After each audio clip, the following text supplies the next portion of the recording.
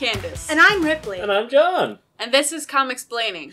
The show where we learn to stop worrying and love the algorithm. We love the algorithm. The algorithm is good and All kind hail and the fair. algorithm. All hail newsin. All hail the Hey, guys. algorithm. Guys, I think the algorithm might have, like, some bad ideas. No! No. The algorithm is good! The algorithm is good and right, and we will not have that slander in this home. Sorry, I need to be re-educated. You will be We'll sent send you the camps. to the you will be sent to the YouTube Re-education re-education camps. as is good and proper. To learn to become a good YouTuber. Yes. Thank God, maybe we can finally get more than 30 listeners. Oh yeah, the last episode popped off, didn't it? Yeah, it did. We have like 30 listeners the day after it published.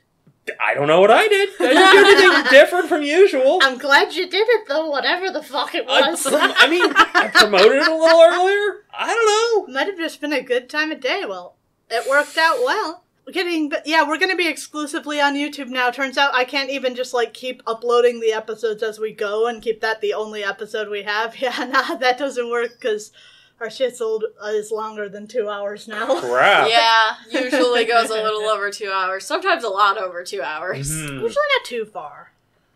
But sometimes. Yeah, so we are exclusively on YouTube now.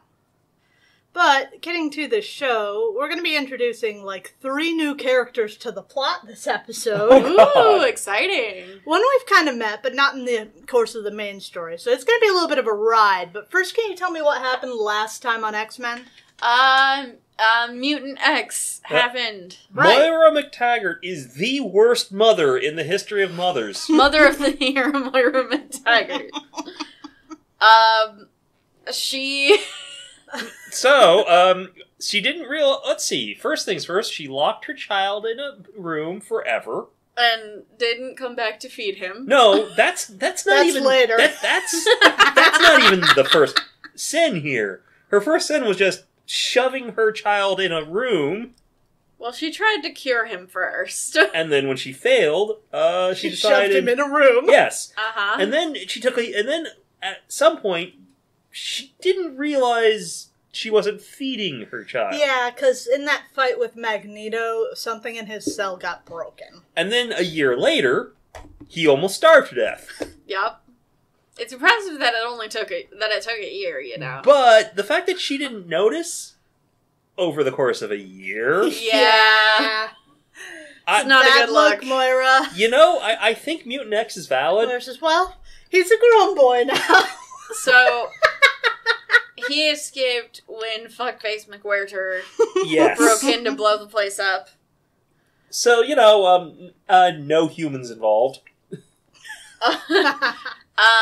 So he broke out, and he started, snacking his way across Scotland. Correct. Yes, he did. Until, Moira, so they were all out looking for him, and it wasn't going very well. And then Moira went to go see her husband. And it didn't go very well. And it didn't go very well, because he's a piece of shit, and she threatened him with a gun. Yes, she did. Oh boy, that was fun. As you do.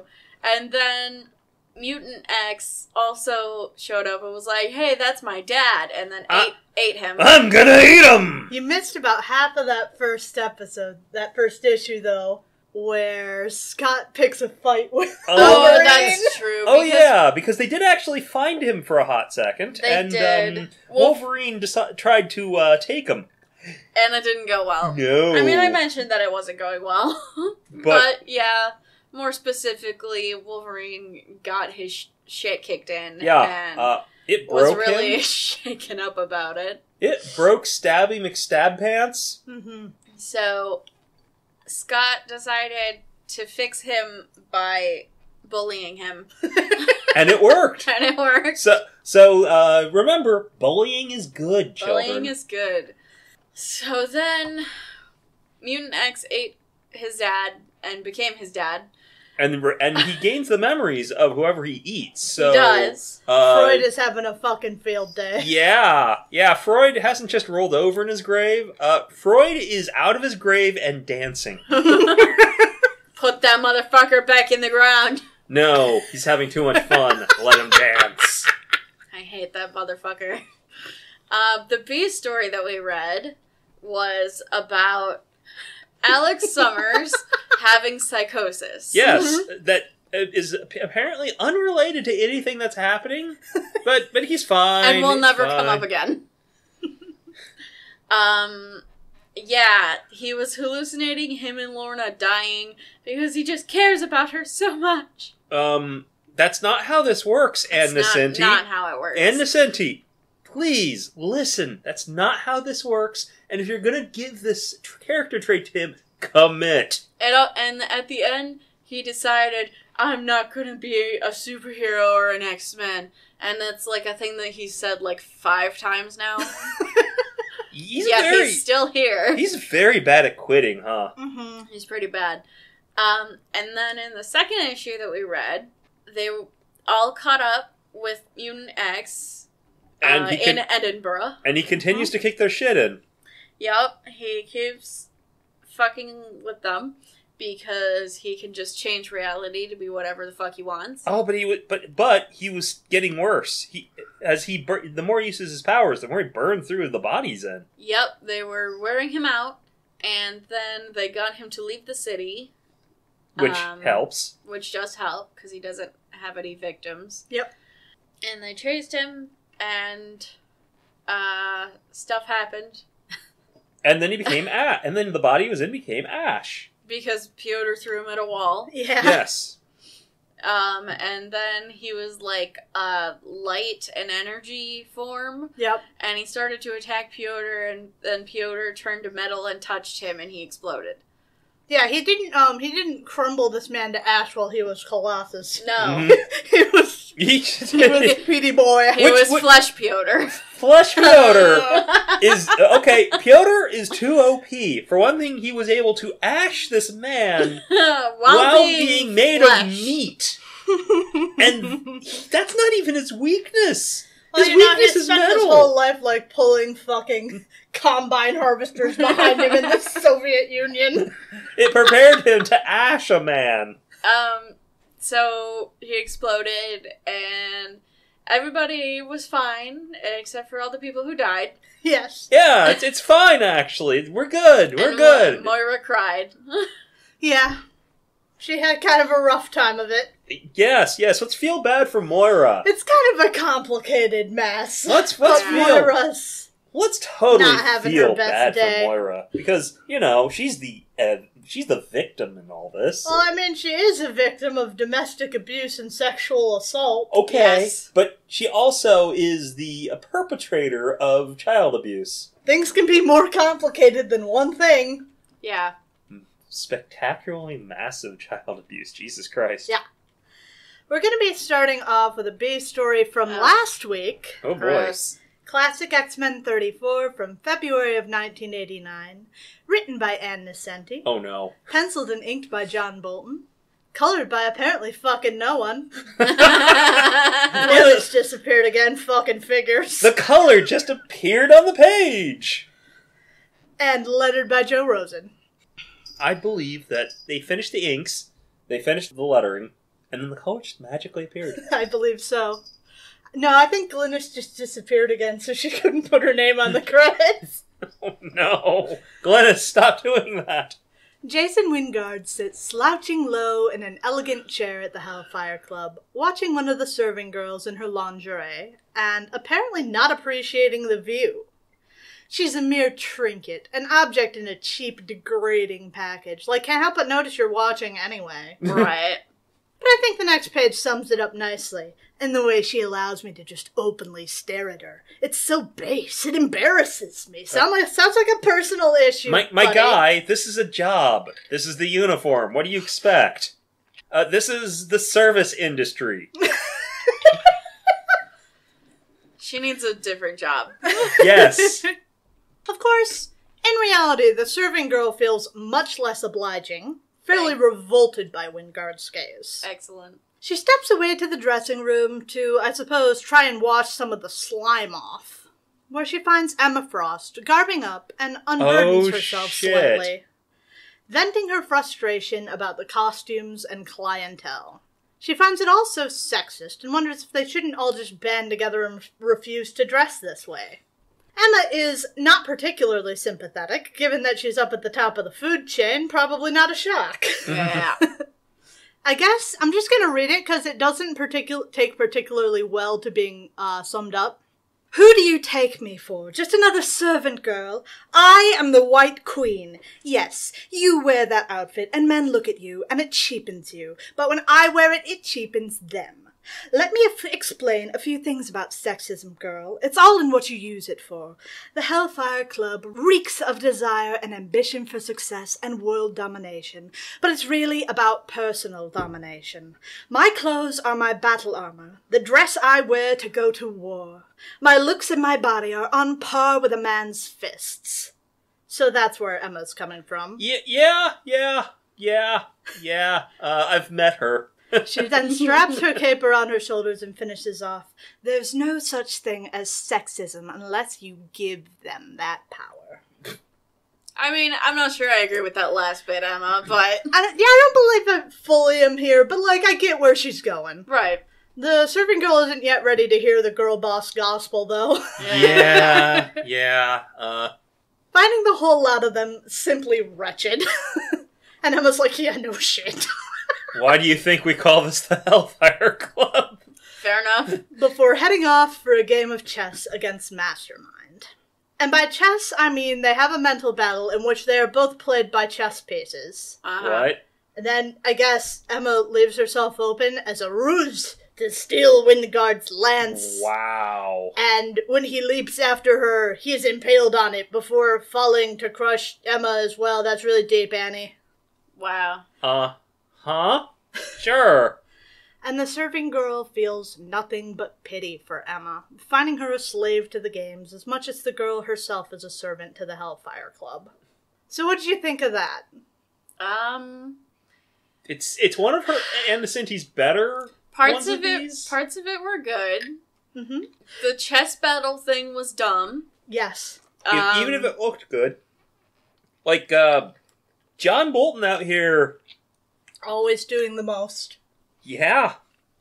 Look, I cannot stress this enough. John Bolton's work on these things is always excellent. He's very good at changing with the tone, and I didn't always fully appreciate him as much before as I do now. Because, the chess game is a completely different tone from the conversation. Yeah. And it's impressive looking, even if the writing is... whatever the fuck it is. I'm gonna rate this on the Annie scale and give it a 3. I was gonna say 3, yeah. This is good for an Ann Nesenti. I'll say that. What do you think Sia Moreau thought? 2. 4. 2.83. They're not too far off us. Yeah, I'm going with 3 on this one. This was okay. It was acceptable. Next up is the starring attraction, what we've all been waiting for, the A story. X-Men 129 from October of 1979. Written by Chris Claremont, penciled by John Byrne, inked by Terry Austin, colored by Bob Sharon, and lettered by Tom Orzechowski. Bob Sharon's a new name for us. We haven't had one in a little while, so I know fuck all about Bob Sharon. He's alive. Great. Yeah. Oh, good. You couldn't find anything. He is a man. We assume. Presumably. The rainy Scottish weather may well be suiting Aurora's mood, as she hasn't seen fit to change it. The X-Men, now with Jean back in their number, stand bidding their friends goodbye, now including Sean, who's gone into, at the very least, temporary retirement, here to nurse his lady's heart back to health. Scott extends the offer to Jamie, Lorna, and Alex all, but none of them take him up on it, preferring to stay here and live their much more low-key lives here on Muir Island. Yeah. If you would all take a look at the verdant valley outside your windows, you'll take in some breathtaking views of the seaside, a quaint seaside town, a small stretch of pebbled beach full of people seeking refuge from the heat, and they get to see this gorgeous scenery all the time, folks. If you're happy, just stop by the cafe car for snacks. What? I'm not gonna stop with this fucking train thing. You're just gonna have to deal with it. Oh no. Oh no. Oh no. We're on the train. Choo-choo. While they fly high above the clouds, the X-Men are flying into the storm. Piotr's heart is heavy with guilt over Proteus's fate, wondering if it had been the right thing to do. Yes. The answer is yes. Even as they overtake a black business jet with the seal of the Hellfire Club on the tail. I looked and I don't think this is actually a plane. I couldn't find a tri-jet of the right size that looks like that. There are some tri-jet business jets, but the engine placements are all wrong. So yeah, I don't think this exists. Fair. Prove me wrong, though. Mm-hmm. I mean, like, tell me if you think you have an idea down in the comments. Let me know. Lounged atop luxurious furniture within, Jason Wingard lights up a cigarette because you better believe we're still smoking in planes. I'm sorry, sir. There's no smoking in this aircraft. It's private. He can still smoke. I mean, I don't know if that's law or policy. It might be law, frankly. He concentrates, reaching his mind up above, where he touches Jean's as the blackbird passes by. Motherfucker better have some range, is all I got to say. Yet again, Jean Grey's world dissolves into one long past. Once more, a noblewoman in an elegant gown, accompanying Jason Wingard on a ship's journey across the sea to New York. Though it's difficult to do, she manages to pull herself out of the emotional moment, slipping out of the ship's cabin and onto the deck to catch some air and try to figure out what the hell is going on. Earlier, she thought it was Proteus, but that's out of the question now. She wonders if this was maybe the life of some past ancestor she's falling into. Which makes sense since she just ran into Jason Wingard in fucking Scotland. Right. Then again, I'll cut the lady a break under the heavy psychic fuckery she's been under. Yeah. The ship's captain approaches to check on her, only for the world to clear once more, revealing Scott, concerned for her. He tries to comfort her, but Jean is still quite shaken by the episode. All that said, it is time for the talk. Jean already knows about Scott and Colleen, but Scott seems to be in, yeah, that was nothing official territory. And he finally unburdens some of what's been going on with him. All his life's just kind of been loss after loss after loss. But Jean was so dear to him that she was the loss he couldn't handle taking, and so he just shut his feelings off. And the pair passionately embrace. For the rest of the trip home, they're in full couple mode. Up until Jean picks up on someone in the mansion. The X-Men charge inside to find who's broken into the house this time. Only to find Dad's back and he's happy to see his kids. Kill that old man! Alive. And believe me, he is in full Father Knows Best Charles Xavier form. Oh no. Jean and Scott are just wandering the grounds, being that couple, arm in arm.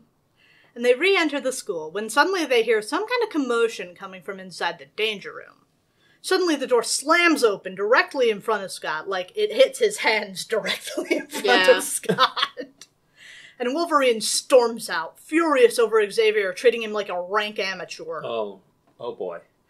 And as Logan stomps off, Summers just face palms, pretty sure he knows exactly what's going on here. It's like, oh, I know what this is. A few minutes later, Scott enters the Danger Room's control booth alone, asking the professor for a moment. He's too busy putting the rest of the X-Men through tests, but he would like Scott to tell Logan that he now has 10 demerits. Oh my god. I don't think Wolverine gives a flying fuck. No. That man kills people. Demerits don't work on him.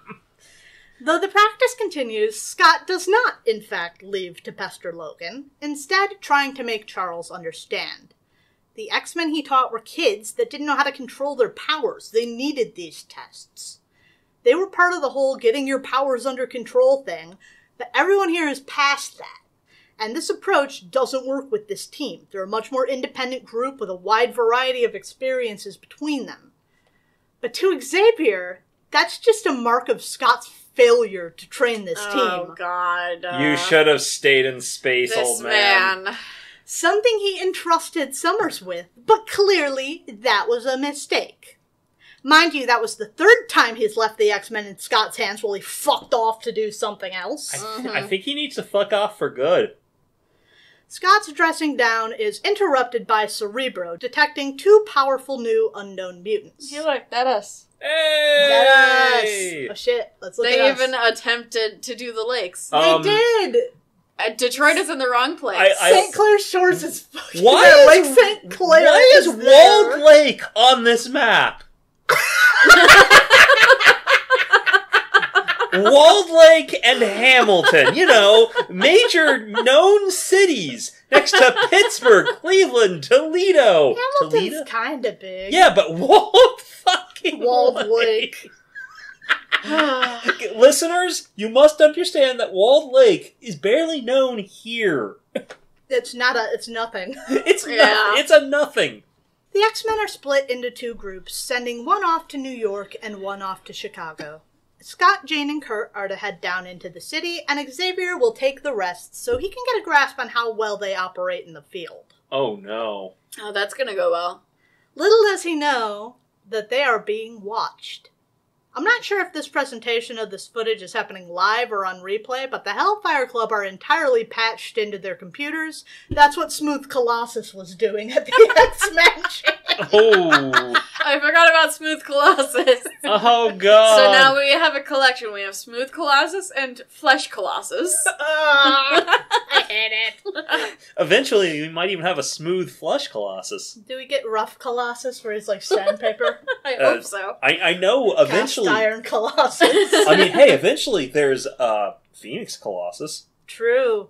So far, the plan is to get to the newly recognized mutants before the X-Men, and if they get the chance to deal with some of them in one way or another, all the better.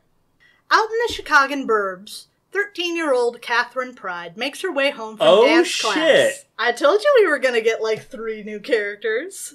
Big ones, or like at least 2 of them are big ones. One of them's a little smaller. And she's on her way home from dance class, only to find her parents in conversation with a strange woman. Miss Frost is here in her role as headmistress of a private school. But Kitty is mostly concerned with her pounding headache, and so she just climbs upstairs to go have a nap. She's not exactly pleased about this private school thing. One more part of her parents' impending divorce. With another stabbing pain in her head, Kitty just curls up and cries, begging for the pain to stop. Wait, her parents... When it finally ebbs away, she opens her eyes, confused to find herself on the living room floor. Boy. It's at that moment that the Prides re-enter the house with Miss Frost, confused as to what their daughter is doing on the living room floor themselves. God, Emma is wearing, like, a fucking suit, but the skirt has a slit up the front up to the coochie. She literally cannot help herself. Of course she can't. It's so high, this slit. I paid a lot for this plastic surgery. I'm gonna show it off. Like, I can't emphasize enough how much is literally in the front. It's Emma Frost. Are you surprised? I'm not surprised. It's just she's trying just to be a fucking headmistress right now. She is literally a headmistress, so. Well, I know. That's the thing. It wouldn't, if you know her, it wouldn't match her character. Kitty just waves it away before rushing back upstairs, thoroughly freaked. The Prides must have been lining up appointments, though, because on Emma's way out, she passes by Xavier, Aurora, Logan, and Piotr. God. Here to give their pitch. They're really just trying to get rid of her, huh?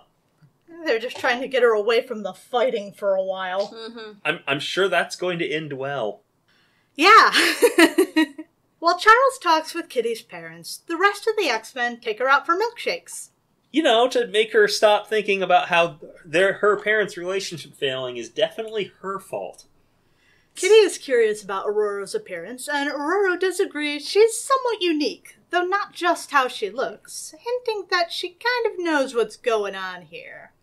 Kitty just thinks that Aurora's complimenting her intelligence, but then Storm asks if Pride has ever heard of the X-Men. Which she actually has. Excited to meet them and also maybe for some autographs. Meanwhile, Logan is looking at nudie magazines. Oh, he's reading Penthouse. He is. Oh, yeah, that sure sounds right. Yeah, he's reading nudie magazines. He's not just in it for the articles. And the shopkeeper is pretty annoyed that he's just looking at nudie magazines and not paying for nudie magazines. And so he goes to make something of it when 3 weirdos with guns come crashing through the window. Oh my God. One of them immediately blasts the bunch with a flamethrower. Piotr steals up just in time, shielding the shopkeeper from the flames with his body. And even though Colossus has shielded his mortal enemy, Wolverine is more than happy to scrap with these guys too. Yeah. He takes a swipe at the first of the armored goons, only for his claws to bounce off some kind of force field, flinging him backwards towards Kitty, who springs out of the way, only to travel a little further than she expected, landing in the alleyway outside. Pooped out from her phasing through the wall, she falls into unconsciousness.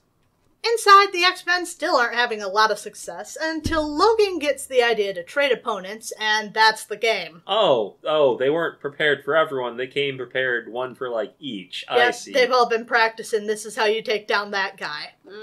So, they're not very good. Okay. Bad generic weirdos. They're about ready to go get some answers from these guys. Piotr, I'm pretty sure that gives traumatic brain injuries. It's fine. When suddenly their minds erupt with pain. The X-Men do their best to resist the White Queen's assault, but they're nothing before her powers, soon falling into unconsciousness. Emma has her Hellfire guards load the X-Men into the back of her air car. Props to this guy in the back lugging unconscious Wolverine around in a one-arm carry. Oh my god. He must weigh a ton. If Xavier wants to start looking for leads, he should maybe try looking at, like, winners of major arm wrestling competitions. Frost actually wants to take a crack at Xavier himself to see if she can get herself a full set. Oh, boy. As they pull away from the malt shop, Emma detonates the armor of the goons left behind. The punishment for failure. The soldiers in the craft, meanwhile, strip-search the X-Men to make sure they don't have any other tricks up their sleeves. I guess they know about Aurora's lockpick trick. Only one disappointment in this whole deal. The kid got away. But it's not like they don't know where to find her. Little do they know, Kitty Pryde's a little closer than they might suspect, having phased into the air car. Oh boy. Holy crap. I did not expect to meet Kitty Pryde like this. There she is, 13 years old, she's just a baby. And the 70s threw up on her. True. In that outfit. That's like... I don't know, it's kind of cute. If I didn't have a big old tummy, I'd wear that. What do you rate that? 4 for Kitty. Meow. Sure. Meow. Yep, I'm with it. 4 for Kitty. 4.36 is what Stia Murrow thought. I don't know why I didn't ask, but hey. Coming up here is the B story from Classic X-Men 35, written by Daryl Edelman, penciled and inked by John Bolton, colored by Glynis Wein, and lettered by Joe Rosen. Daryl? Daryl. That cover is spoiler material. Well, some. Well, that's from the issue we just read, though. New name number 2 this week, Daryl Edelman. I found a little about him, but honestly, I'm just gonna read his Donald Trump poem. Oh. What? The Donald, with apologies to William Blake. Oh no. Donald, Donald, burning bright, in the mindless TV light, what fanatic neocon can bear thy demagoguery? From what greedy fears and lies burnt the hatred in thine eyes? Doth that hill make him perspire? What repub dare call him liar? What the fuck? Which bankruptcy and brain fart could twist the malice of thy heart, and with thy thoughts begin to rot? What dread hair and what dread bald? Oh my god. No! Them are us, some sick brain, to Carson Pyramid store grain? Ban refugees, can't you grasp? Your grandrents were immigrants! Wow. When party hacks cry their tears and cop biddings fall on deaf ears, did he frown his work to see? Did he who made the burn make thee? Donald, Donald, burning bright in the mindless TV light, what fanatic neocon dare squash thy demagoguery? Wow. Jesus Christ. That's a lot. And this is the new writer. That's the guy for this story. Wow. Okay. Well, good to see you're still alive. or at least were in 2016. Out in the alleyway, a groggy Kitty Pryde struggles to pull it back together, partially phased through the ground. And she drifts off once more into delirious nightmare. Oh wow, we really are committing to her being Jewish, huh?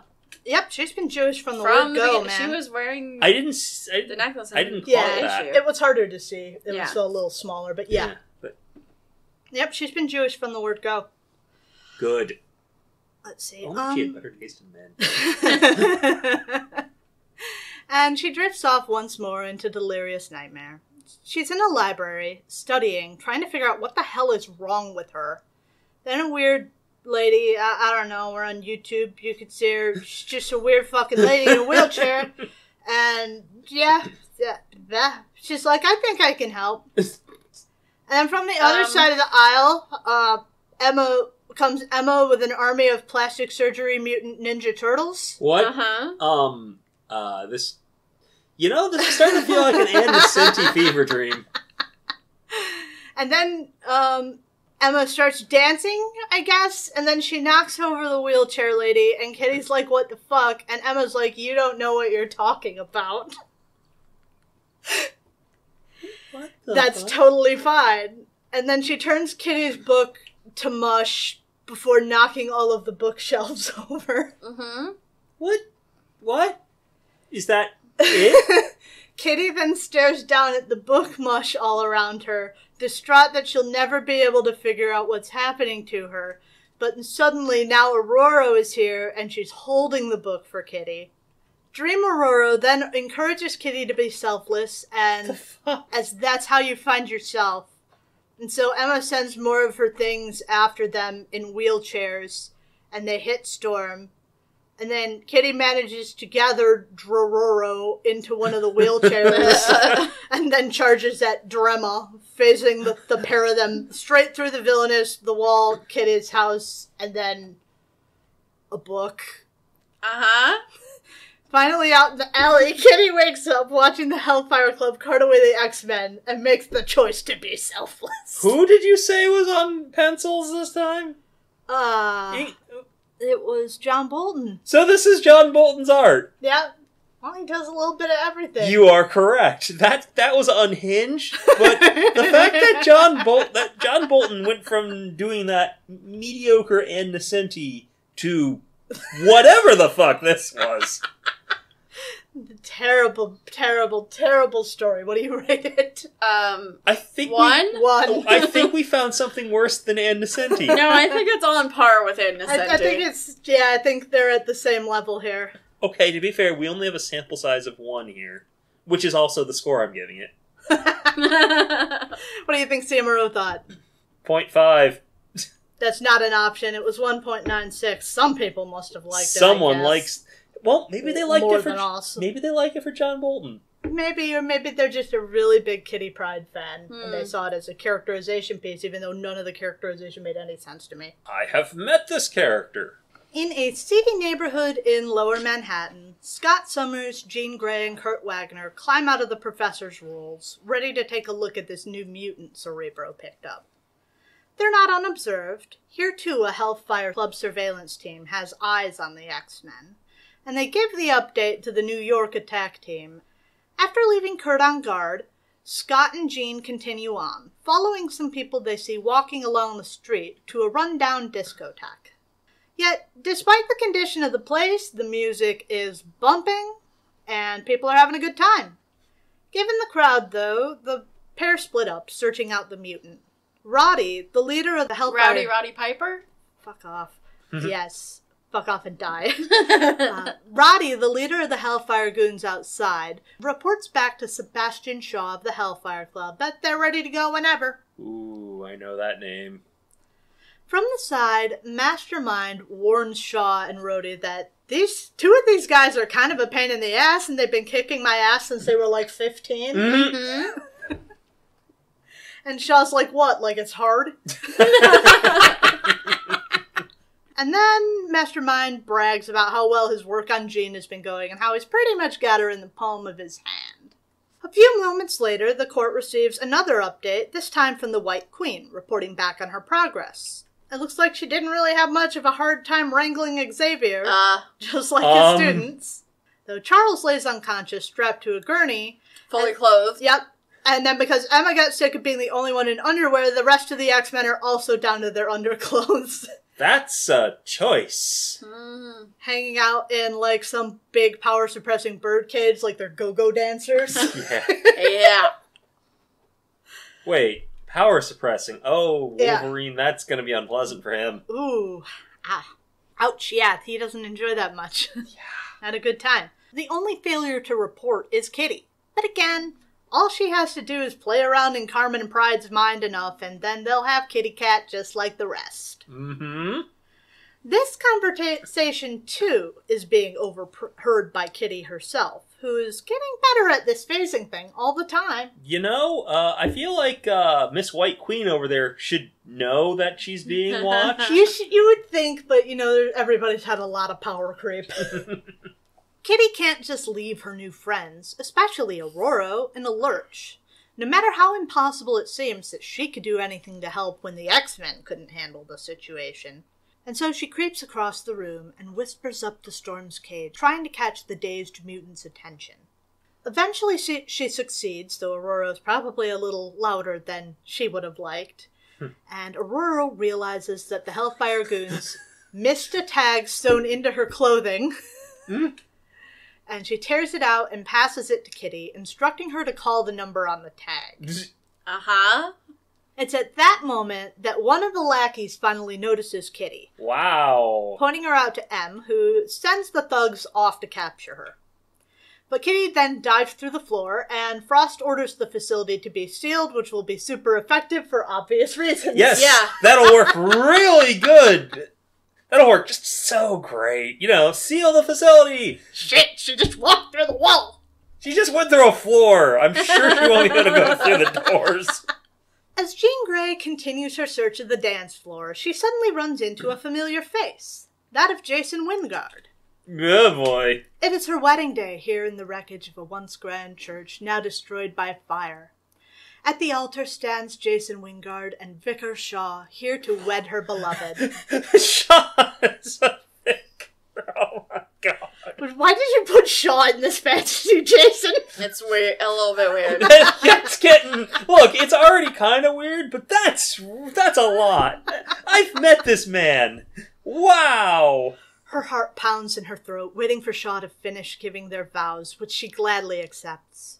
And then Jason pulls back her veil and cape, revealing to the Hellfire Club their new Black Queen. Oh boy. And she passionately kisses Jason before the cheering crowd, only to give way to the dance floor, where she kisses Wingard before her shocked boyfriend. Jean tries to explain herself, but then the lights drop before exploding in a brilliant flash of light, revealing the mystery mutant to the X-Men, the Dazzler. So this is the mutant that was the equal to Kitty Pryde. There she is. Dazzler. The Disco Dazzler. Dazzler, everybody. Yeah, get used to Dazzler. You're definitely going to be seeing a lot of Dazzler. I did say there was a smaller character. You're definitely going to be seeing tons of Dazzler in the future. Dazzler's just so big. One thing I know about Dazzler is that she's somehow related to Shatterstar. Yes. And that's all I know about Dazzler. Well, that whole thing's a mess, so correct. We'll just go with correct. I don't even know who that is, so... Shatterstar? You don't know who Shatterstar is? Gay icon Shatterstar? No. Oh my god. I don't touch enough mutant stuff. Well, we'll run I don't read eventually. any mutant stuff, and I know who Shatterstar is. And the Dazzler puts on one hell of a show, singing and dancing in a whirl of lights and colors. But outside, the car phone begins to ring. At least it's something to do for the very bored Kurt Wagner, as he waits for his friends to return. And so Kurt crawls down into the car through the open window. He picks up the phone, and it's a very panicked Kitty Pryde calling from an internal line in Frost's facility. It's really cool of them to have just phones. Well, I mean, it's like a business place, actually. Like, it's really just a place. Oh my god, a place they can seal, apparently. And Kitty hasn't given him much of the way in details when suddenly a man gets a several $1,000 insurance claim against him as he rips the door off the rolls. Oh my god. Oh, Charles, your insurance is going to go up so much after this. I'm sorry. You were parked in a really bad neighborhood and someone just ripped the door. Yes. Yeah. Chuck's license plate says Chaz X. Chaz X1, actually. Mm-hmm. Maybe he has another car and that's the Chaz X. Or maybe this is just a statement of ambition. There's going to be a 2. God. Aspirational billionaire shit. Yes. And caught off guard, Kurt bamfs away to the side of a nearby building, knowing he has to warn his friends. Then, just like once upon a not so long ago in the danger room, the armored Hellfire goon hits him with a sonic blast, frying Kurt's concentration as the goon begins to climb up the building as easily as crossing the street. Somewhere Scott Summers feels extremely satisfied. You know and he just doesn't know why. He doesn't know why he's satisfied, but he's definitely satisfied. It's just the disco. It's just the disco. And seeing your girlfriend kiss another man. It's fine. In the club, Jean is still trying to pull her boyfriend aside for a talk, but it's frankly too loud here. So Scott wants to wait until the end of the set, then they can talk to Dazzler, and then Jean can explain what the fuck that was about. And then 2 more of the goons come crashing down through the skylight, sprinkling shards of glass down on the club-goers below. In a flash, and much to Summer's surprise, Jean transforms both of their street clothes to their costumes. Sure! I hope you didn't like that blazer. They've got to get this under control before someone here gets hurt. You know, more than they already are. Immediately, like in the ice cream shop, the goons move to incapacitate him, catching the Phoenix in some kind of epilepsy ray. Huh. It's impressive they came up with a way to stop the Phoenix. And then Scott in the face with goop that blocks his optic blasts. That's gooped, idiot. That's fair. That's fair. I'm surprised no one thought of that sooner. But they aren't alone in the club, because these fucking assholes just ruined the Disco Dazzler's daring debut! And she's fucking pissed! I'm so scared? Should I be scared? You probably should be scared, because she hits one of the armored heavies with a real epilepsy ray. Yeah, she, does big explosions, dude. Blasting with flashing lights and colors until the sheer sensory overload takes him down. So yeah, I think you should be a little scared. Okay. But I've encountered Dazzler. She's just not that scary these days. Even Dazzler's pretty shocked by how hard she hit the guy. That causes traumatic brain injury? He deserved it. He was attacking her. Yeah, fair. But now the other goon has to turn his attention to the dancing queen, young and sweet, and hopefully not 17 in this crowd. Ooh. It gives the Phoenix the opportunity to pull herself together and free Cyclops from his fancy new face mask. Yeah, y'all shouldn't have taken your, eye off the ball. Yeah. Psyche is quick to take the opportunity, though, blasting both of their foes in quick succession. The situation is nearly under control when Nightcrawler and the third heavy come crashing down through the skylight. Phoenix is quick to help, though, taking the clown down before they even hit the ground. Clown down, clown. Yes. Kurt then passes on the bad news about the Chicago team. With the show definitively over, Scott finally has a chance to have a discussion with their new mutant friend. He then explains why she can do the things she can, that she's a mutant, and that right now she's in danger and needs to come with them. Sorry, Scott says, have you ever wondered where your light powers come from? And she says, nope. No. She lives in a different world from the rest of them. I don't know, I just thought it was like that. Sometimes it just be that way. You know, most people don't discover they suddenly have light-based powers and go, neat. This will be great for my music career. Yes. I love her so much. It's great. I love this. It's so stupid. I love it. And the bunch climb into the professor's rolls, and after the club explodes up above them... What? The X-Men tear out of there sans one door. They're just going for that Jeep look. As they pass by Jason Wingard, Scott notes him with a frown. but is too distracted to register his shadow on the wall cast on a nearby building from the headlights of the car. The shadow is Mastermind. Yeah. If you didn't know that. Yeah, I noticed. What did you think of that? Oh boy. 4 again. Sure. Yep, that's where I am. 4. We're cooking. What do you think Samuro thought? 4. 4.5. Oh, damn. I really enjoyed that a lot, but I'm not quite at 4.5. Mm-hmm. But they are cooking. Last off for the X-Men is the B story from Classic X-Men 36 from March of 1989, written by Fabian Nicieza. You may remember him from Fubao. You don't, but you may. Oh, did he? Fabian Fubao Nicieza.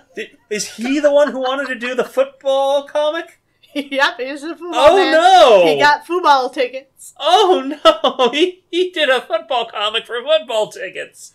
Penciled by Mark Bright, inked by Joe Rubinstein, colored by Glynis Wein, and lettered by Joe Rosen. This cover is really cool. It's really neat, right? For the rest of the audience who haven't met Fabian Nicieza, we're going to see a lot from him in the future, mostly in the 90s, which fits with where we are right now. At the beginning of his comics career, where he's mostly picking up fill-in work on books just like Classic X-Men. Mm-hmm. It's not actually the beginning of his career at Marvel, though. Just actually, getting published work out there. He actually entered the company through the advertising department. Mm-hmm. He's also one of the co-creators of Deadpool, so cool. And also, NFL Super Pro. The NFL best Super Pro, ever. We're nearly free. One more creator. Mark Bright. What do we know about Mark Bright? Do we? He's a creator of color, and he's another one of these people who does a lot of things. If you look on his website, he's got bits and pieces of his comic work, a Christian comic strip, and some musical performances, paintings. These days, he's mostly doing storyboarding, and is one of the storyboarders for The Last Airbender. Oh my god. What? You're telling me he worked on the live-action Avatar movie? Correct. The bad live-action Avatar movie. As That is opposed the to one. the good live-action Avatar movie? The one with the blue people is better than this. That's true, I suppose. Moira McTaggart stands at the graves of both her husband and her son, trying to come to terms with the way things ended, and trying not to think about how the bodies are buried here. Well, hey. What body? Hey, Yeah. hey. She's not married anymore. Yeah, now it's no problem. Hey, you want to get married to someone else, maybe? And wouldn't you know, Sean is, of course, there for her. But what can he understand about that kind of pain? He tries to comfort her, but she shrugs him off, and the pair head back for home. Not that the mood is much higher there. Moira's been hard at work reading all night. Cassidy tries to tempt her away from her work with some tea, inquiring why she'd chosen today to visit the graves if she was so busy. And Moira finally snaps at him that she wanted to grieve alone, which is why she sent the others off on errands. Given she clearly doesn't want his company, Sean storms off to go lift weights, and Moira continues her research on cloning. Oh boy. Great. Yeah, I'm starting to wonder, maybe there's a reason someone offhandedly mentioned she could defend the Earth in a list of people who could defend the Earth. Moira's in pain, but Sean has his own business to work through. Because she's not only angry at him because she's grieving, she's also pretty pissed off he let her think he was dead for an extra week more than he had to. And he didn't call right away. He'd been kind of feeling emasculated by his power loss. Finally coming to the conclusion that the pair have to work through this together. Moira? After cleaning up, Sean returns to the living room to have a talk with Moira, only to find that for the first time all night, Moira is no longer on the couch. Instead, she's in the lab, and Sean's got an idea what she might be up to. But when he tries his access code on the lab door, Cassidy finds that he's locked out. He then again stomps off to the bedroom, where he stumbles into Moira's photo album. He can't help himself, thumbing through the pages of her life, and then he begins to find pictures missing. Every memory of Kevin McTaggart away with his mother as she collects a tissue sample from which to try again. She runs the sample through her machine, anxiously awaiting to know whether it's possible. And then she gets the answer she wants. Meanwhile, Sean takes a crack at rewiring the lock. Moira stands over top some kind of vat with a beaker in hand, pondering the possibilities. And then the door slides open and Sean steps through, asking why she's doing this. Moira sees a second chance, but Sean just doesn't see cloning her dead son as a good solution. Yeah, it didn't go great the first time, for a reason, girl. Well, when he puts it that way, Moira also finds that a bit ridiculous. She's not going to clone him. She's just going to dump this beaker of Kevin cells into the vat and then he'll reconstitute himself. Oh. She could have a second chance at him. None of the emotional pain of his conception. Now she knows more about mutants. Maybe she can help him. But so what happens to the energy part of him that, Well, the energy part's what's gonna make him make the Kevin goop into Kevin, I guess. I don't fucking know. I realize we're generally playing Calvin Ball with this kind of science, but I don't think she has a clue what she's actually doing. Yeah, I don't have any idea what's happening here myself. It's an opportunity to try and give him a better childhood, and then her knees give out beneath her, and Moira falls, though Sean's able to prevent her from fully falling to the ground, the vial of Kevin shattering on the ground.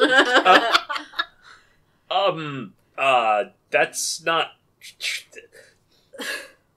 Moira, love, you didn't do any... Yeah, I don't agree with Sean here. There's some... He's blinded by love. He's blinded by love. She did some very bad things. Fucked up shit. But he's trying to get her in a better mood, and he's at least it's like all that poking and prodding Kevin sat through. Maybe it doesn't fix it, but the information you've learned, you've used to help mutants the world over, and that has to count for something.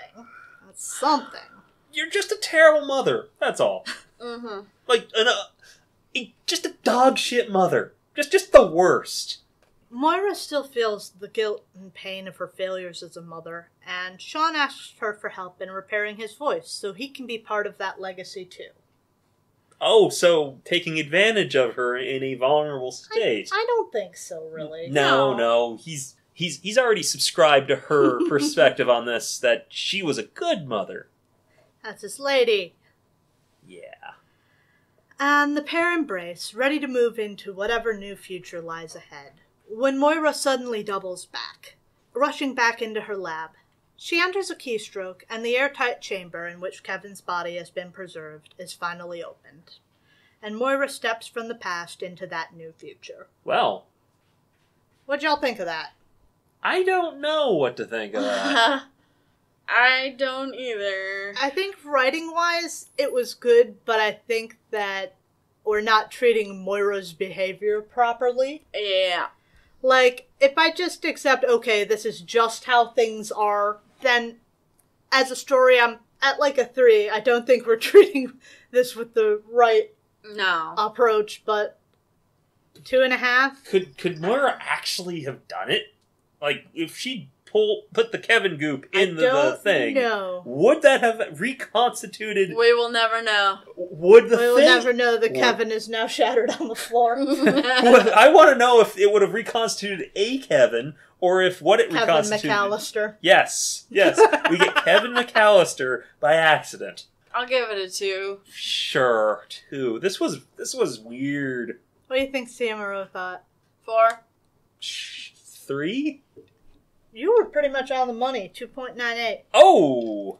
While we've got you between segments here, just want to run through our stuff real quick. Like, subscribe, hit the bell button, that'd be great. If anybody does know what the hell that plane is, please tell me down in the comments below, because I'm really upset. I was really mad last night trying to look at it. Oh, no. I remember. All these tri-jets, they're all too big, they're all too fucking big, they're all wide bodies. I kept telling them, I'm like, it doesn't exist, stop torturing yourself, but then they kept looking. There's too many windows, it's not a wide-body plane, it's not long enough, this plane is too fucking small, and the only bread fucking...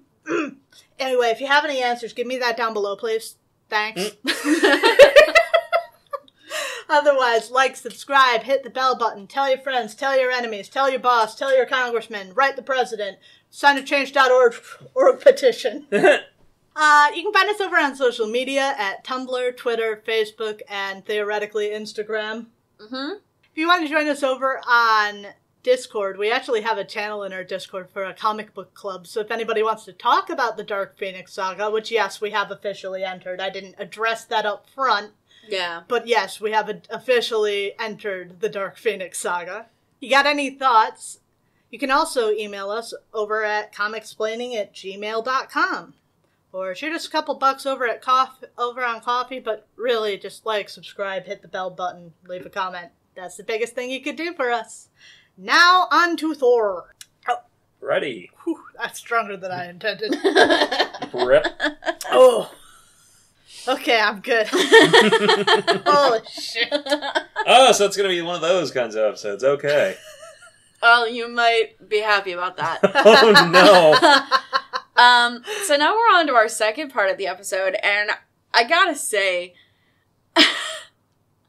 I don't really like doing Thor after X-Men, because in the X-Men we're reading, like, one of, if not the most iconic stories in the history of X-Men. In the history of Marvel. Right. And then we're gonna follow it up with this. Thor fights a guy with a toaster on his head. Whereas, like, when we do Thor first, it feels like we're getting it out of the way, and then X-Men is like a palate cleanser. But no, we're just reading one of the most legendary stories told by Marvel as a whole, and then this, whatever this is. So And now this. And now this. But before this, tell me what happened last time. They freed Sif and them from the gem. Oh, did they? Fuck. They did. They freed Sif from the gem. I don't remember how. It was They were stupidly clones. done. They were clones on Asgard. Then they came home. That was the second issue. There were clones on Asgard, yeah. Yep. And then, well, they tricked, Zor, the crystal dude, Right. into an exploding sun. yeah, right, he did that. That's true. And then they, last minute rescued Sif and Carnilla. Yeah, and then all of the 4D men's guys just, like, took the chunks of Zor. Yeah. And that was fine, I guess. That will save the world, I guess. Somehow. And one day they will meet him again. Yep. Yeah, so that happened, and then they went home, and like John said, there were, imposters. Yes. Impersonating them. And we never got it confirmed whether or not, how sapient those imposters were. Yeah, some of them got thrown off into the void and then poofed out of existence. But the They all toad-like wizard, poofed out of existence. the toad-like wizard that isn't Toad, has a name, and it is Seth. No. it is now. Oh wait, no, Seth No, is the Vizier. Seth is the Vizier. His name is Igron. Igron, there you go.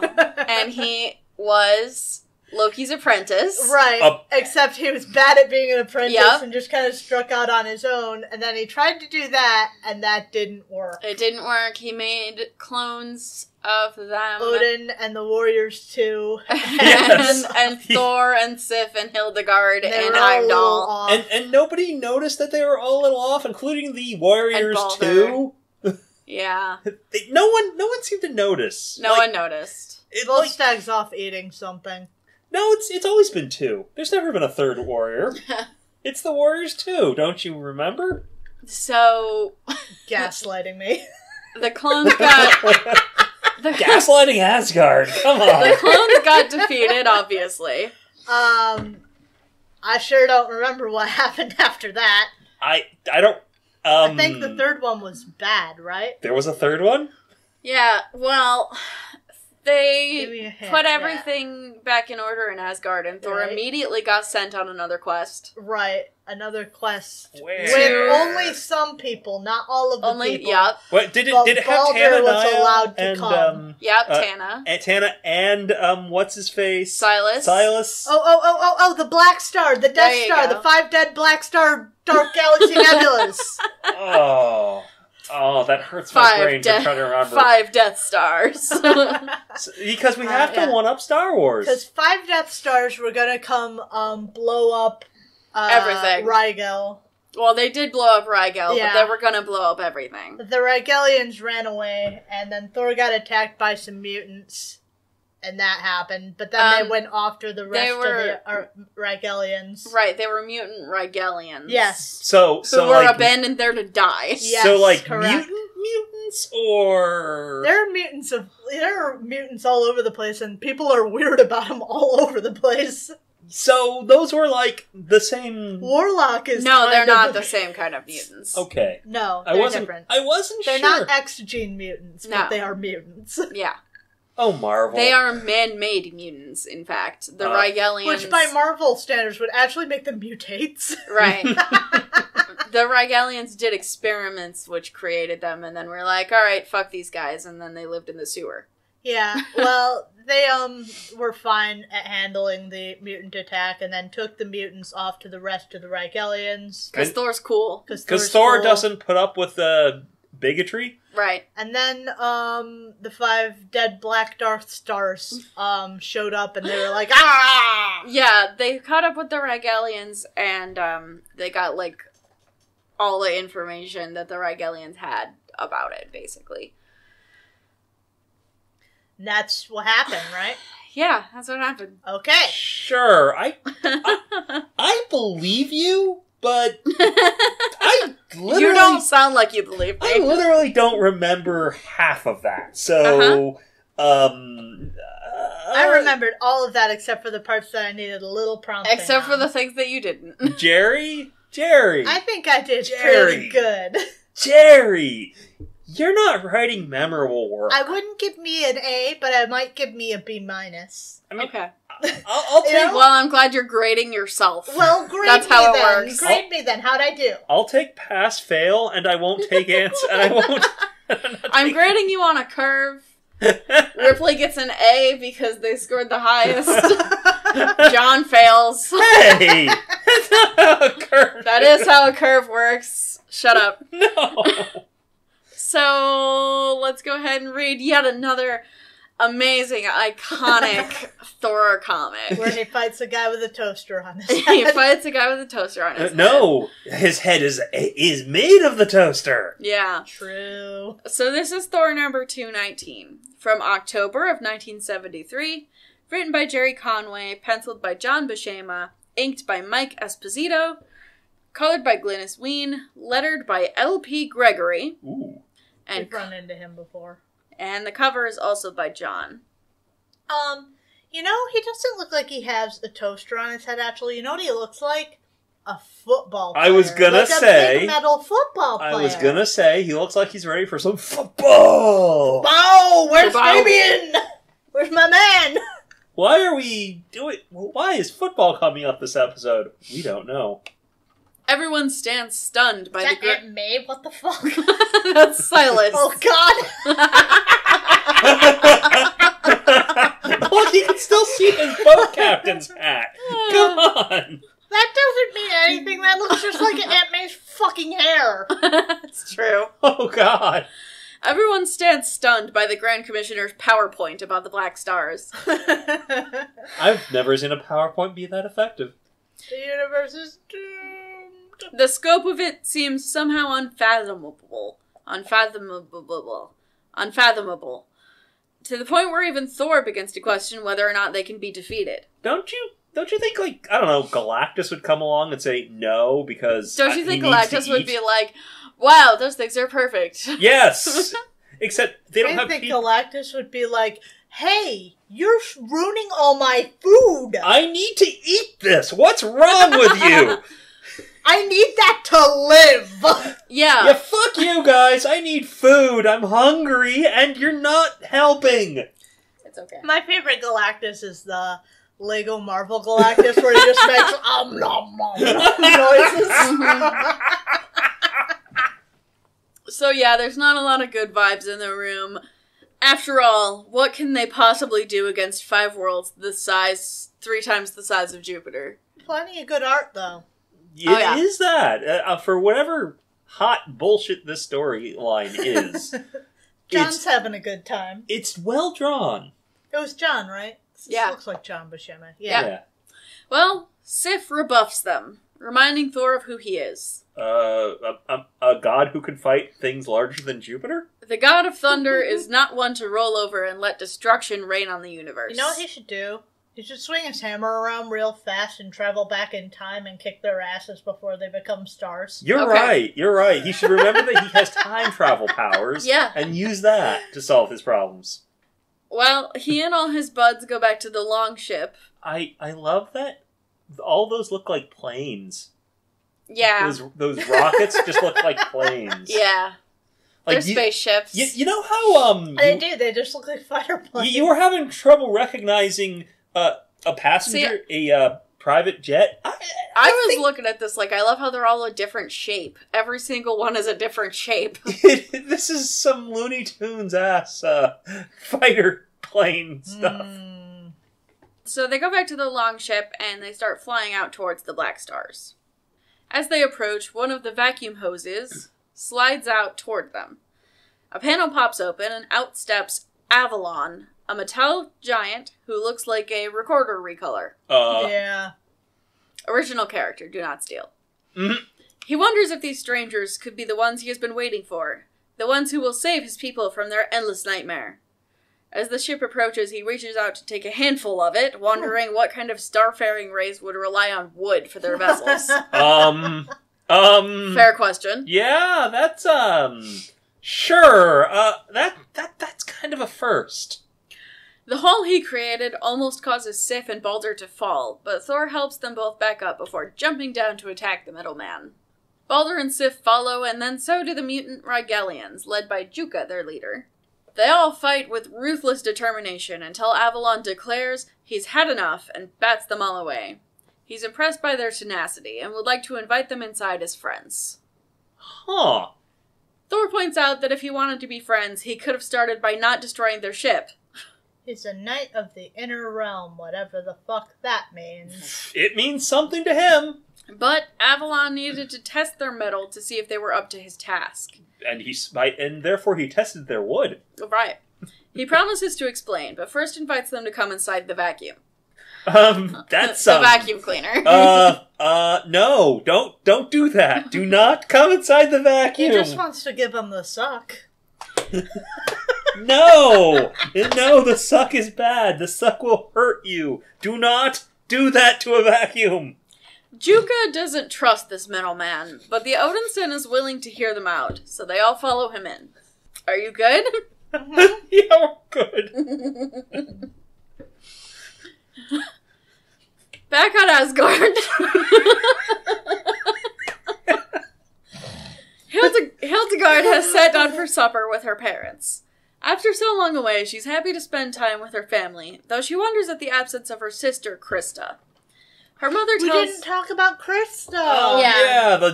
Krista found a fancy rock. Krista found a fancy rock in the woods. It was like a deep and F story. Gollum. Yeah. Yeah, it was like a deep F story. It was so unimportant at the time, we kind of forgot about it. Yeah. So she's wondering where Krista is, and her mother tells her that ever since Hildy returned 3 days ago, Krista has been acting oddly. She shut herself in her room without eating or speaking to anyone.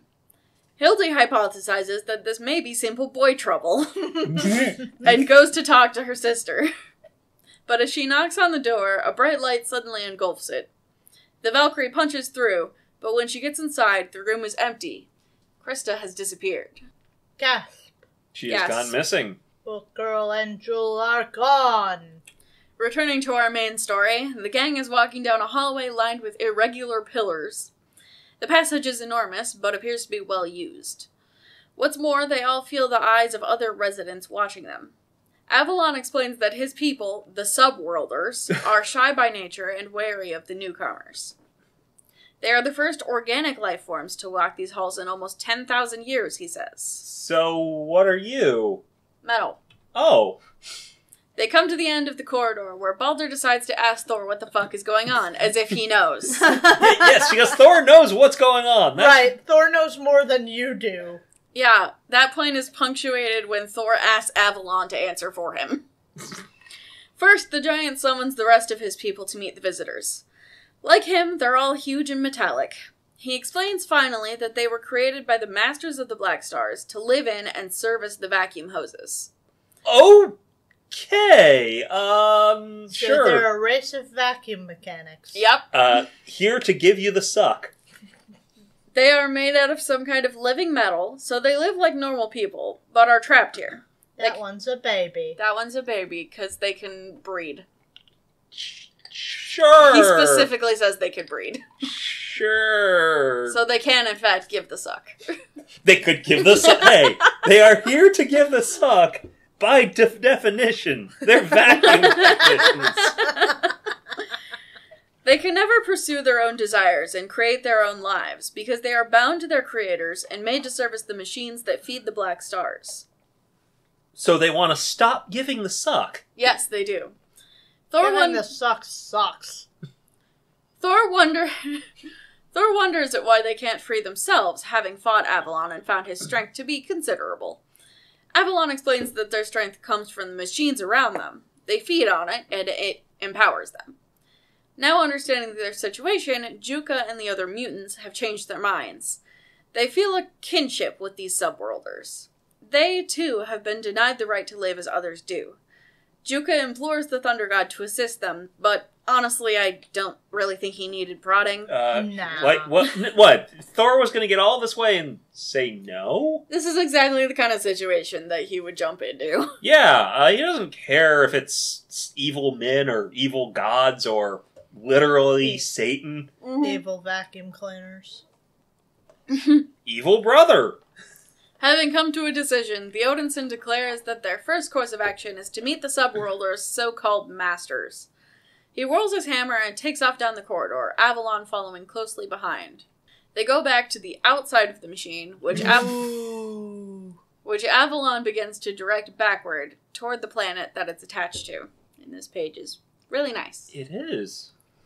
This is a really dumb story. I like the Dutch angle. Mm-hmm. This is an incredibly dumb story. It's really dumb, but it's you pretty. know. Suddenly, a strange shiny pod shoots up from the world before them. It flies closer before an aperture opens and ejects the Protector. Ah, our football player! Another creation of the Black Star's inhabitants. Avalon is confused by this, as he's never seen such a thing before. The Protector flies towards them and shoots out a beam attack, which Avalon jumps into the path of to save his new friend. Rip Avalon, I guess. Knocked off balance, he falls backward onto the Thunder God.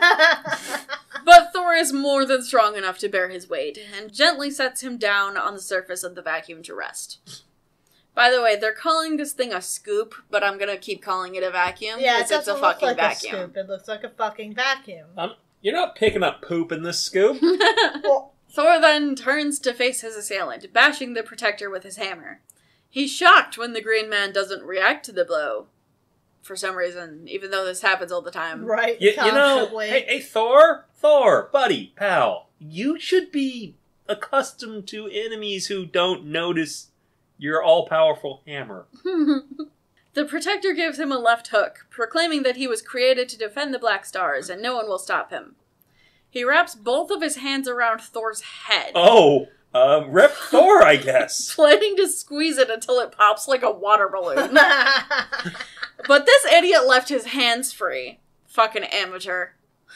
Despite being unable to see, Thor flails first with his hammer, and then with his free hand, smashing the Protector's face into pieces and throwing him into the void of space, where he then explodes for some reason. That was the guy that got the whole cover? Yeah, This that was the guy on the showed cover. up for 2 pages? He gets murked, Yeah. and he's on the cover for 2, but he gets murked. Yeah. What the fuck? Well, there's no other enemies in this fucking... Oh no. Shortly thereafter, Avalon awakens and they resume their descent to the planet's surface. They pass through a thick layer of mist before finally arriving to view the surface of the Black Star in earnest. They are greeted by a whole assemblage of people decked out in golden jewelry, led by a man who reaches toward them while proclaiming something that we can't hear. I think actually, these are the masters of I the read Black that Star. wrong. I read that wrong. He's not saying anything. His hand is saying something.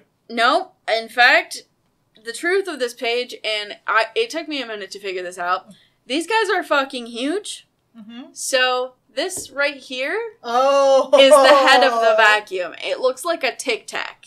Ah! That's how big these guys are. So I guess the thing about the planet being three times the size of Jupiter makes a little bit more sense now.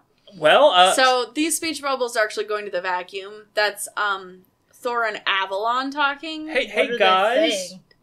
We don't know what they're saying because they're so small. Oh my Hey God. guys, if you're gonna make vacuum cleaners to give yourselves the suck, you need bigger vacuums.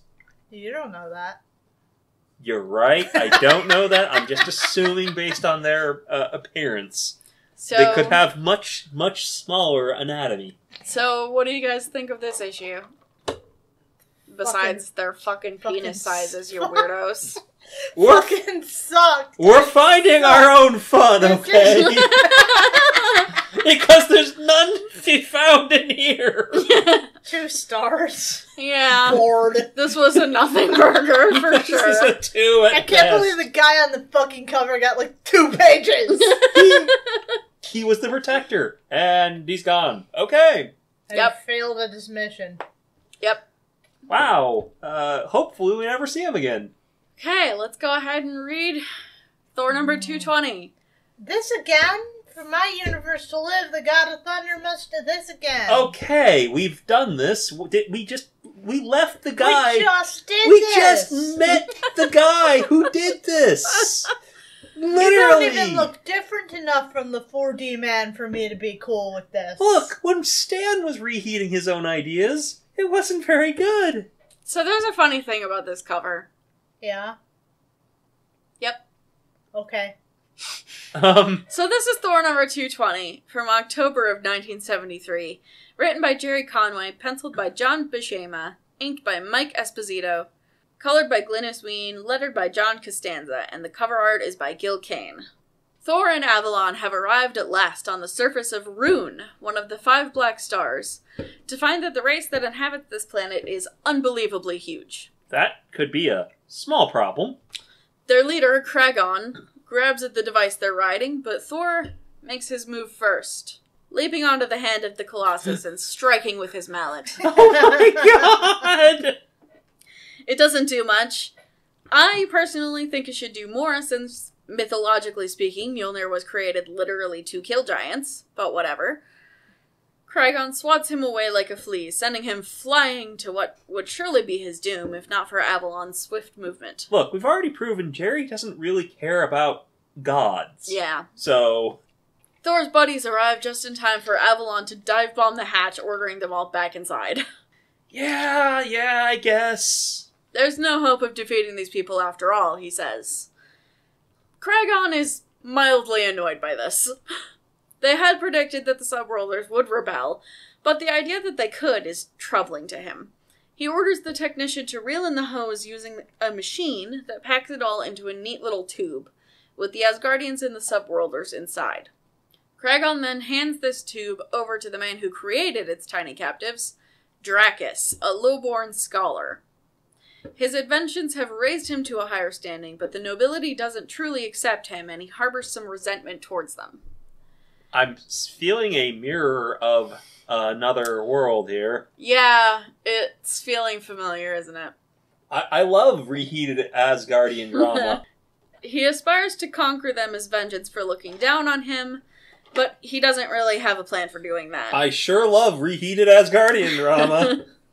Arriving in his lab, Dracus begins testing the inhabitants of the tube, wondering if they might hold the key to his ascension. Perhaps I should test my tiny creatures. First, he retrieves a tube of microscopic antibodies to test their abilities. They're only microscopic to him, of course, which means they're about the size of a normal human. There are 4 of them, and like the Protector before, they immediately attack Avalon. Thor attacks them right back, but he's overwhelmed until his fellow Asgardians leap forth to join the fray. I love that they're human-shaped. Yeah. They have no reason to be Well, human-shaped. I mean, their creators are human-shaped. Yeah. Yeah, It makes but, some sense you that know, they might choose that. it's a choice. Sif goes straight for the eyes. Ooh. Fuck And yeah. coincidentally discovers that it's their weakness. Oh, my only weakness! Dying! My only weakness being stabbed in the eye. After she communicates this, Balder and Thor swiftly take down the rest of the androids. For now, their safety is assured, but Thor correctly surmises that this was only a test of sorts, and the true danger has yet to pass. This is a test of the emergency broadcast system. We left a pot boiling somewhere in Asgard, so let's check on that. Alright. Hildy is on a fucking mission to talk to Odin, and nothing can stop her, including the Allfather's personal guards, who she just throws out of the way. I'm starting to wonder why he has those. Right? They don't seem to do anything. They're there for decoration, you fool. True. You know what? You're right. It's the pageantry. Inside the throne room, Odin is conferring with Seth until they hear... He's right there! There he is, it's Seth. Until they hear the sound of two idiots getting bodied. Hildegard apologizes to her king, but he invites her to share her problems, and so she explains the situation with Krista, and how she is disappeared by the power of a strange gem. I don't know how she found out about the gem, because Krista was golluming that thing and didn't show it to anyone, but okay. But hey, you know, Odin's being nice and kind because this isn't one of his kids. Exactly. You know, why didn't she talk No. Did Heimdall's here, right? Yeah. Can Heimdall Why didn't she talk to see? Heimdall? I don't know. Jerry, did you forget that Heimdall Heimdall sees sees all. all? They're constantly forgetting that Heimdall does anything. Odin beckons Hildy over to a crystal ball, where they behold the location of her sister, and are shocked by what they find. Meanwhile, En Rune, Kragon jump scares Drakus in his science lab, demanding answers. okay, budget Loki. I like its stupid hat. Drakus doesn't really have any yet, but he does inform his lordship of the alien presence among their servants. Speaking of whom, Thor is currently standing on Avalon, which seems kind of rude. Also, Avalon's not doing so hot. No, I mean, he's been kind of just getting hit with shit. Yeah, man's been getting bodied. He's not built for this sort of thing. But you can talk to the man without standing on him. Mm-hmm. Thor asks the middleman for anything he knows about his masters, but he knows next to nothing. All he can say is that this world, the world of Rune, is the leader of the Black Stars. Is it the one in the middle? No, the thing No, in the the middle thing in the middle is the sun. Yeah. Juka and the mutant Rigelians watch this exchange and make a plan of their own. Clearly there are no answers here, and neither Thor nor Avalon are capable of getting them. They, however, are well versed in the art of subterfuge, having been forced to live underground for so long. Makes sense. So clearly they were prepared for this entire situation. Yeah. They sneak off to eavesdrop on their colossal captors in hopes of gleaning information. Apparently, Drakus is attempting to convince his lord that the strange beings in the tube are insurgents from one of the other Black Stars. Kragon... Oh, they don't get along? Kragon isn't convinced, but Drakus continues to prod him. They know that the Black Stars are the only inhabited planets in the universe. So if these creatures didn't come from Rune, what possible explanation could there be? Okay, this is... What is this? But it's not that simple for Kragon. As the leader of the Black Stars, they power the other planets using the chunks that they vacuum up. But they haven't had any communication with their brother planets in centuries. They can't truly know if the other stars would do such a thing. So question. If Galactus showed up to meet these guys, would he be about as big as one of them? I don't know. Because he's pretty big. Is he 3 times the size of Jupiter? Well, no, but are they 3 times the size of Jupiter? Each one of these them? guys? No, the planet is. I know. Lots to eat. I think Galactus needs to come have a major snack attack. Yeah, or at the very least hang out with people that are actually his size. That's think- true. Yeah, probably. Around the same size, actually, yeah. The words of the giants are unimaginably loud to the mutant Rigelians, ringing in their ears from above. But they manage to decipher the noise well enough, and come up with a plot to escape this situation. The rest of the crew is still with Thor, who has learned nothing and has no plan. That's our brave leader. You gotta love him. Well, we've known he's a himbo from very early Look, on. he's not the right kind of smart for this. No. Dracus has convinced Kragon to observe the Asgardians in a microscope, and he is amazed by how human they look. Mm. Dracus himself is apparently convinced that they're from one of the other Black Stars. Like, he actually thinks this. And his plan is to convince his lord to destroy them, which he will then get into trouble for with someone. I thought Kragon was in charge. Kragon is. Who the fuck's he gonna get in trouble with that? The people on the other planets, I guess. Okay. So destroy them all? Like, it would be like a... Faux pas. Well, it would be like, International incident. Yeah, there you go. That's the word. They're gonna violate the planetary destruction taboo. Well, it seems the scholar's manipulation has borne fruit, as Kragon orders him to throw the whole tube into a chamber that bombards it and its residents with radiation. Cool. Wait, okay, so... Does radiation hurt vacuum cleaner mechanics? Or Asgardians. Or Asgardians? I feel like it shouldn't, because Well, they have we an know it aura doesn't of free-flowing electrons. We know it doesn't hurt Asgardians. The Right. U.S. Army tests nukes That's by setting true. them off next to Thor. That's true! So, there's a bunch of people in there who won't even be bothered by it. Yeah, But, unfortunately, Silas Grant is just a guy. that's true. Silas is their antenna. We don't really know what happened, what Hannah's made of, but we know what Silas is made of. He's made of Meat. mead. Yes. Quickly, they all escape and fly forth to attack the gargantuan Kragon. Ah! He's being attacked by, Gnats. yes, basically. Dracus releases a wave of prototype protectors to occupy them, while he positions to dispatch the tiny menaces more directly by stomping on them.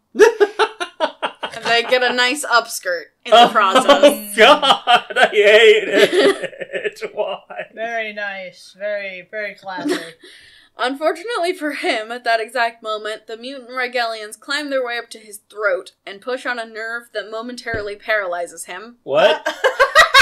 What? What is... What next? Are we going to enter the world of Ratatouille? Is that what this is? You can Ratatouille these people? Is that how this works? Oh, I thought we were gonna go Osmosis Jones. Hey, that is also Either a distinct possibility. We could go Ratatouille, we could go Osmosis Jones. The world is our oyster. Using some kind of magnification screen, one of the Rigelians addresses Kragon. Through their stealth, they learned the truth of Dracus' intentions and planned to incapacitate him so that they could communicate with his leader, who they deemed more likely to listen. After some conversation, Kragon puts them all in a little ship and then puts himself and Dracus into a bigger ship. Like, literally, see, they're flying this little ship inside the ship. God. And they all go out to visit one of the 4 other planets. As they reach the surface, they find this world completely barren. Its people gone and its cities in ruins. Juka and the Rigelians had surmised, based on the fact that Kragon claimed they have not had contact with the other planets for so long, that they may have already succumbed to the ravages of time. Especially since they apparently rely on Rune for power, meaning that they didn't have any scientific advances of their own to help them survive. Huh. I was definitely gasping at the destruction and not the fact that next month is Hercules! Yes. That's definitely not the only interesting thing on this panel or anything. True. Definitely not true. Very true. Yeah. Apparently fighting this out means that Rune can stop blowing up other planets. Why? And that both the Asgardian gang and the Subworlders can leave, which they do. Why? I'm not sure I understand what happened here, but... They are all actually destroyed. Okay, it's not just like they might be. Yeah. Okay. So, I have a lot of concerns and questions, but I guess none of it matters. No. Yeah. I'm just glad to be now. rid of it because I hate this story. This was like a worse Galactus story? I feel like at this point I should have done 3 issues instead of 2. Because this went by so fast. We should have had Hercules. Hercules. Yeah, so we're gonna get into Hercules next time. I was really excited. Are forgot we? that we only had 2. We're I saw gonna get Hercules into and I him. was Oh, so boy. excited. Yeah. First we got the suck, Next, we're gonna get into Hercules. Ooh, boy. I love Hercules. So, what would you guys rate this one? Fuck you. 1. I'm giving... I'm under a 1. It's comprehensible enough, I guess. I'm not sure. I don't understand why they... I don't understand what happened, but, like, I get a general idea. I'll give it a fucking 2. Hate this fucking thing. I'm not... It only gets a 1 because I can't give it like less than a 1. pulling fingernails, but the art is too pretty to be mad at. Thor needs to stop being in space. Thor Is Yes. my needs to hypothesis. Stop being in space. Very much. Look, Thor can be in space as a treat, but Thor he's... has been in space for so long. And all of the space stories have been the same. I don't think he's been back to Earth in probably, like, over a year in real life time, in, like, what we're publishing time. I think it's probably been over a year that he has been in fucking space. Mm-hmm. Why are we putting Thor in space? What does... Why? Let Thor do God shit. I mean, it just kills me that all these stories are exactly the fucking same. And let Thor do Earth shit. He's supposed to protect Earth. Yes. Or how about the other realms? You remember realms? Have we I don't think we've introduced realms. Not really. Oh god, we haven't even gotten into the basic mythological stuff. No, not really. I mean, kind of in passing, but not. Because, you know, one of really. the other realms seems to be under North Korea. Mm-hmm.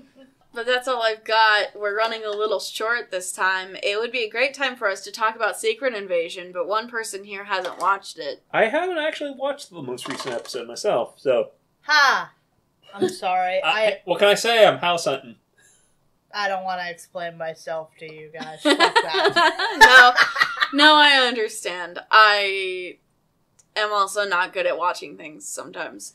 I am really bad at TV shows. Like, I understand why TV shows are actually a really good choice for a comic book medium, but at the same time, I don't watch TV shows. Mm-hmm. Ever. Oh, I watch TV shows. It just, I watch TV shows never. Yeah, Ripley's a movie person. I'm definitely more of a TV person, but I still don't watch TV shows because I'm too busy watching YouTube. I watch a lot of YouTube. Yeah, YouTube has kind of cannibalized a lot of my other consumption Well, I consider habits. the fact that I can sit there and just watch a guy remove wasp's nest after wasp's nest after wasp's nest. Yeah, lately I've been getting into furniture refurbishment videos. No, I can't relate with the way you guys watch YouTube at all in any way, shape, or form. I watch YouTube in plenty of other ways, but like that's my I've come home from work and I need to de-stress. Let's play Minecraft and watch this man remove bees. I have my daily series from call them series, but daily releases from a couple guys, and then I just kind of look through to see if there's anything interesting. And that's what I do at work. Sometimes is. That's what I do at work, but at home, no. It's just car chases and... Of course, you can get away with that at work. I've never been able to get away with that in anything I've ever done. I'm jealous. It's loud at work, and they don't really mind. There's nothing that's keeping me from it. Never once have I been paid to watch YouTube. Well, I don't watch it. I'm not supposed to watch it. I just kind of listen to it. Oh! Right. So yeah, Secret Invasion is a show that is happening. That's happening. It is and happening. we are technically talking about it. It's happening. Secret Wars is happening. Secret Invasion. Yeah, that's Not the Secret one. Wars. Well, I keep calling it that, and I don't know. God. This is not my fault. No, it's not. It's Marvel's fault. It's Marvel's fault. Marvel has muddied that one so badly. The secrets and the infinities and the fucking... Secret Invasion, Infinity Wars. Look, Yeah. when they keep on reusing words, it's very hard to remember which one is which. Secret Infinity Infinity has War lost Invasion. all fucking... Yeah, Gauntlet. Secret and Infinity have lost all meaning. It's Yeah. because they've reused them like half a dozen times You each. know- There was a fucking Secret Invasion comic out recently. It was on my list. I did not read it because I didn't care. I can't imagine what the fuck it is. Why are we bringing Secret Invasion back? Wasn't it over? Yes, Yeah, but it's happening again, so... it is. Comics. They're cyclical. Anyway, I think that's it, right? Yep. That's it for us this week. We're going to be back with you next time, and we look forward to talking to you then. Bye. Bye.